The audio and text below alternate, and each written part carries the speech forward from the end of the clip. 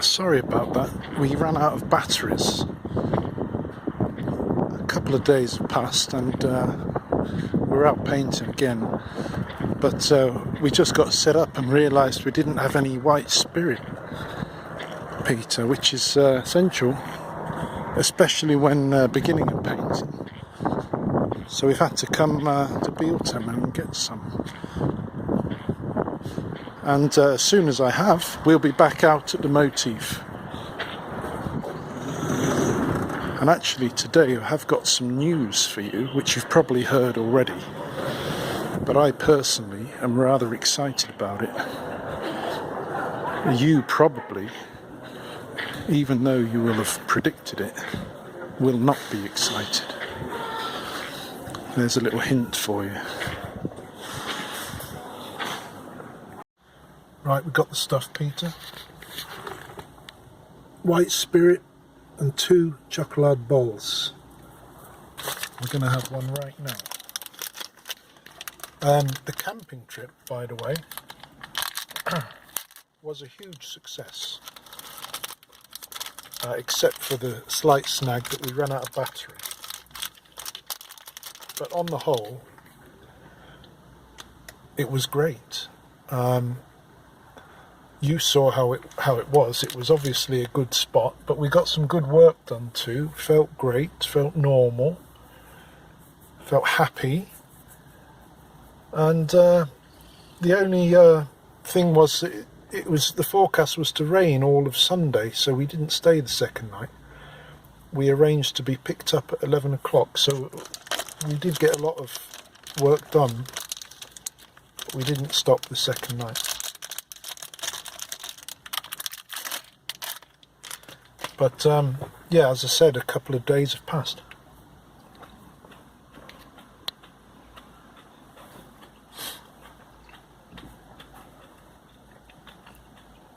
And as we hoped,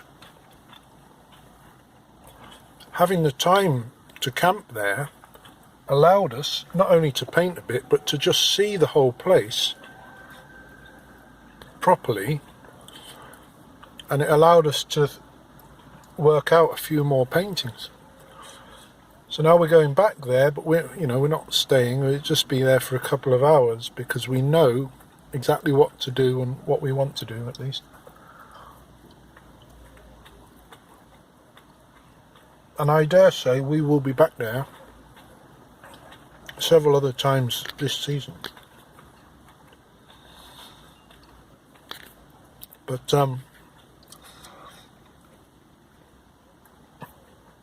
while we're having a little break here, I guess I'll tell you straight away the news.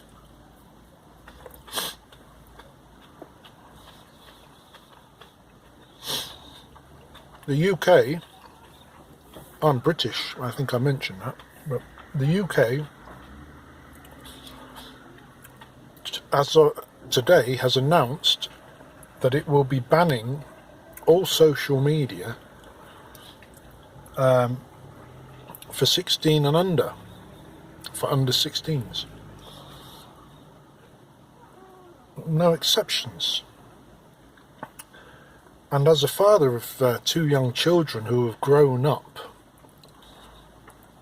right in the thick of it, the Wild West thick of it, I couldn't be happier at that news. And it seems like it's a very popular announcement.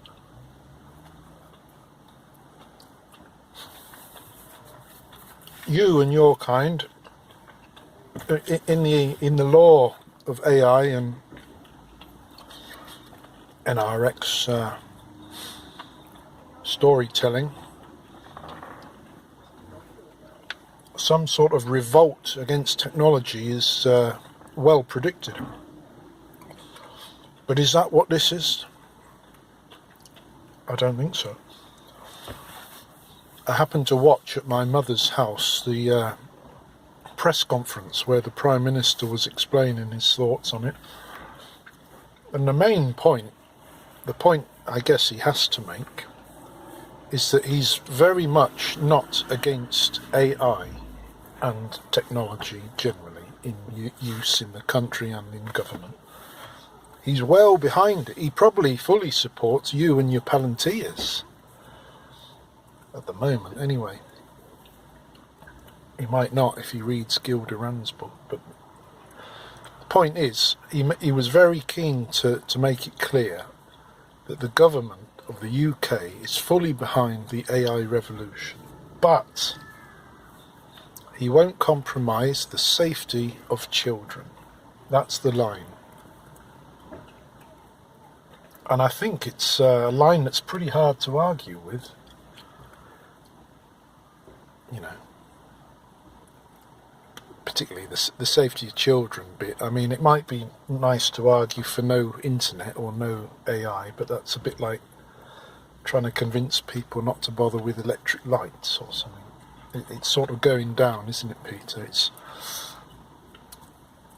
going down, and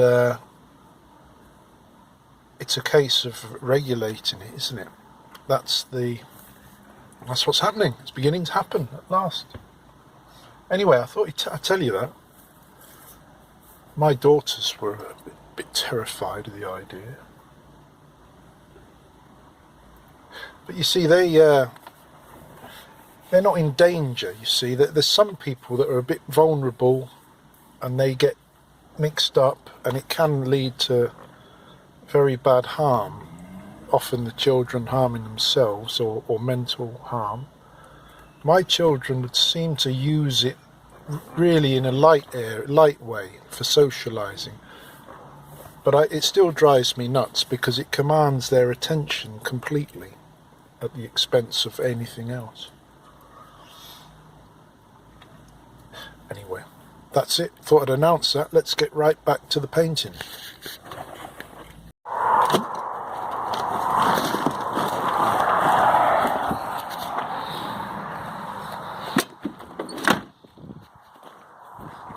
Right, here we are.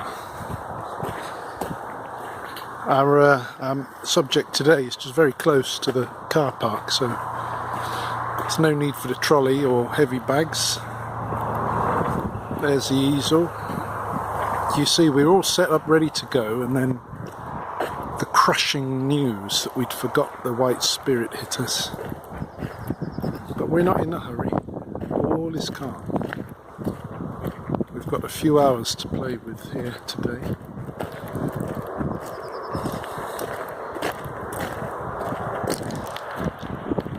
It's actually good that we were delayed because I misjudged the position of the sun. It's kind of, it was a little too much in front of us. You see it there. We're going to paint that. Let me show you.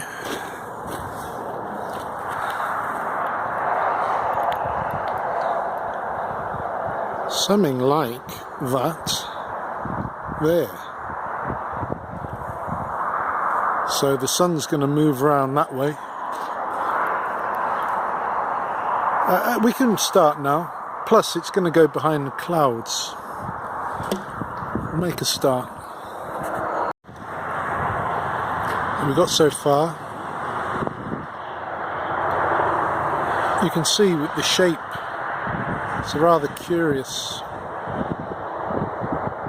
triangular, verging on a sort of pyramid situation. But we're trying to get there. But this, you can hear that helicopter. It's circled us pretty low 2 or 3 times now. It makes you wonder. But I'm sure they're just practicing.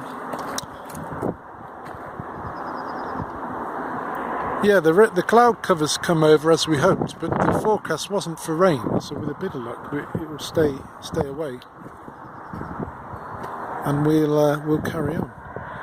We've learned a little bit from our camping trip how to do it again, how we like, and we've learned a little bit to try and forget what we thought we knew and to just sort of get on with it unthinkingly. It's a very hard trick, and it only comes with experience, Peter. So as we're trying to tell you what we do, we're actually remembering and learning it at the same time. You must have seen the various AI robot painters. I wonder what you make of them. And I wonder if you think painting is just one of the things AI will do. Surely not really. There's no point in them doing it, is there? There's no social need for painting as such, is there? There's no point in the AI doing it. So I think it tends to be a sort of game for the technicians to try and make them paint. The helicopters come back again.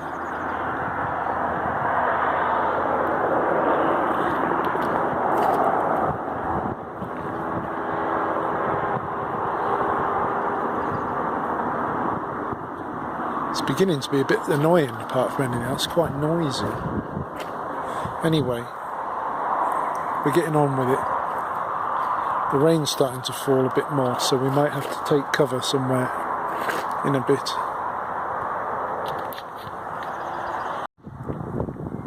So we've reached that far, and we're going to go in the car for our second chocolate bowl, Peter. I'd like you to join us.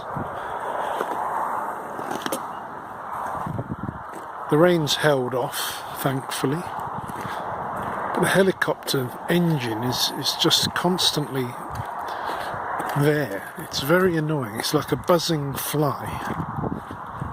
Normally I can block it out, but they're obviously doing some sort of training, and they seem to be circling round lower and lower gradually, and then doing that again. Some sort of practicing different approaches maybe to landing. I don't know. I'm trying not to think that you're in the pilot's seat and you're trying to freak me out. Surely that's going too far. We used to think like that about the Singularity, Peter, but it was all good fun. All good fun to imagine the Singularity.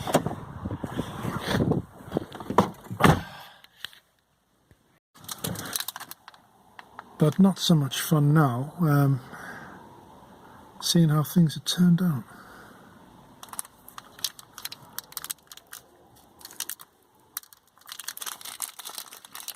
I was telling you before our battery ran out, I'd had a communication from old Burroughs with a very interesting paper. It's not out yet. He sent me a draft, but it's all about well, it's kind of focused a little bit on Palantir, but what it's really about, Peter, is your own philosophy, your reading habits, the things that have contributed to your approach to business, and your sort of vision for a neo-reactionary world, roughly meaning a strange combination of very high-tech advance acceleration with technology coupled with a going back in time, socially speaking, to something like a monarchy, let's put it that way. Let's start there. And it's all about that. I've had a little read, and it made me wonder, should we be discussing this with you? Should we? And the answer's yes. But there's an asterisk attached.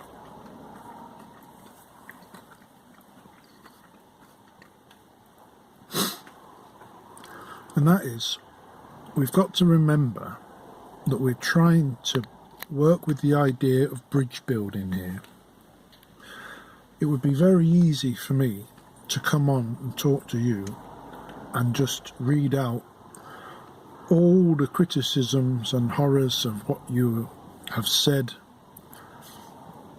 what you hint at, what you make possible, the sort of people you invest in. It would be easy to just have a right old go at you, Peter. And it would be equally easy for you to dismiss that as just another liberal freaking out at the cold, hard realities of the world. No, we're not doing that. So we'll try and look into some of the more important points that people are discussing about you, whilst trying to remember that we're all humans, we're all, I hate to say it, we're all in the same boat. Even you.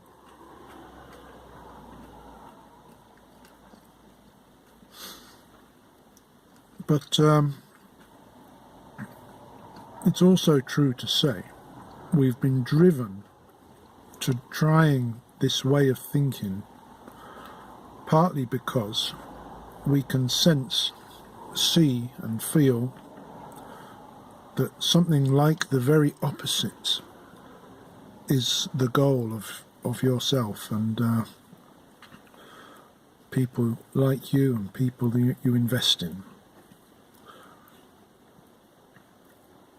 So we're trying to do the opposite.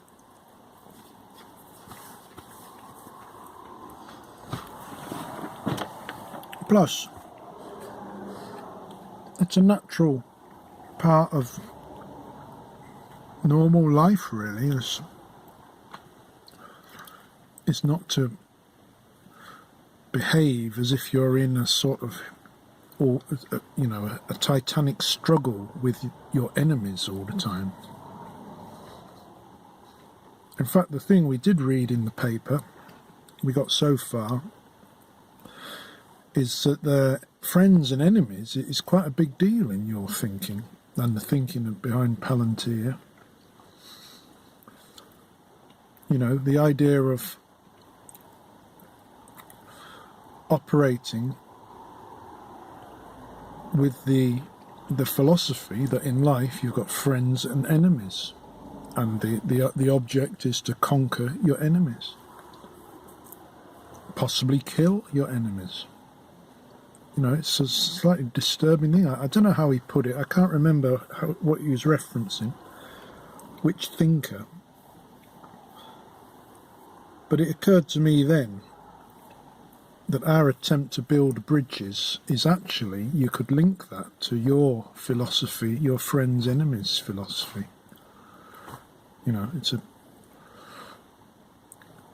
It's in contrast to that. Anyway, perhaps I will get it. Perhaps I'll print it out. I'll read you some of it. But not now. We're going to wait it out a little bit more, have a bit of a rest. I've got to call my mother and see what she needs from the shop, and then I'll get back out there and maybe turn it on. Maybe not. Maybe that's it.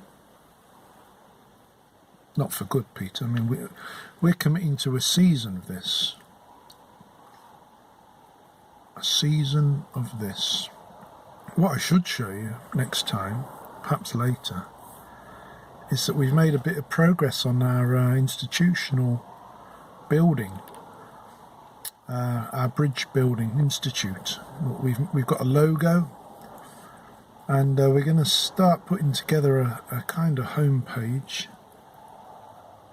And this is the tricky bit. We've got to try and work out some wording, some mission statement for this institution for bridge building. I'll run it by you. But then at a certain point it will be finished and it will be live, and then That's when it will get interesting, Peter.